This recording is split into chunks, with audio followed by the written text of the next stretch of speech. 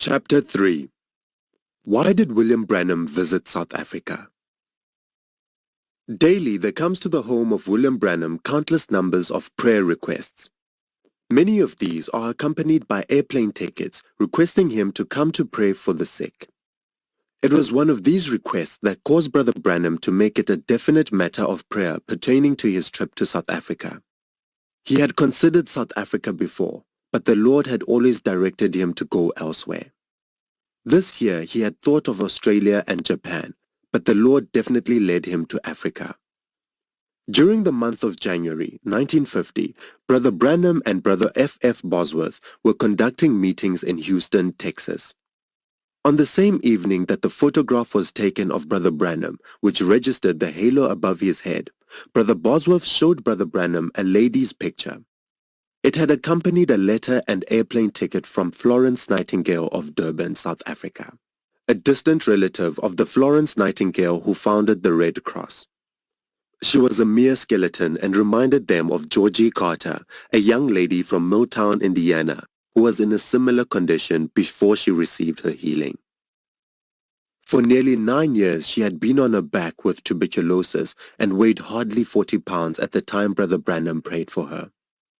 This Florence Nightingale of Durban suffered from cancer at the entrance of the stomach, which causes one to die of starvation. She weighed only about 50 pounds. She had been fed through the veins on glucose until that was no longer possible. Hearing of Brother Branham, she cried for him to come and pray for her. Thus she wrote for him to come, sending along her picture and plane ticket. That night in Houston they prayed for Florence Nightingale, promising God that if he would heal her and make her completely well, they would take it as an indication from God that they should go to South Africa. 8 weeks later, the Branham party landed in England on their way to Finland. The King of England had sent a cable requesting Brother Branham to come pray for him. When the Branham party stepped off the plane, William Branham's name was called over the loudspeaker. Florence Nightingale had arrived at the airport just 15 minutes before, and those with her had put out this call for Brother Branham to come quickly because they thought she was dying. The place was so crowded that they were informed to get in touch with him at the Piccadilly Hotel. This was done and arrangements were made for him to come to her hotel. It was one of those foggy days in April when they motored to the hotel where she was staying. No one in the party had ever seen a human being in such a pitiful condition as the woman in that room. She was so thin that the skin stuck to her bones. Their hearts were moved with compassion. Florence Nightingale could hardly speak as tears ran down her cheeks, for she was suffering with such pain.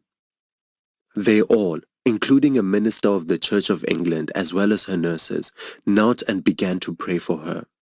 As they started to pray, a dove came and sat on the windowsill, looking inside as it started to coo. After prayer, when Brother Branham said, "Amen," the dove flew away. The minister started to speak, saying, "Did you see that dove?" Before he finished the question, the Spirit of the Lord moved upon Brother Branham to speak these words. "Thus saith the Lord, you will live, sister." 8 months after Brother Branham had prayed for Florence Nightingale in England, he received another picture from her. At this time, she was a perfect picture of health and weighed 155 pounds. He had made his vow to God and was now convinced that he had to go to South Africa. God had called him to South Africa, and now his desire was that he might be a blessing to the people he had been called to minister unto. While we were still in Johannesburg, and weeks before we came to Durban, Brother Branham told us that our greatest meetings would be in Durban. He always spoke of Durban with the anticipation of great things being done for God. Later on in this book, you will find a report of the meetings which were held there, the greatest meetings which were ever held in South Africa. We did not have the opportunity to meet Florence Nightingale while we were in South Africa, because we understand she is now living in England.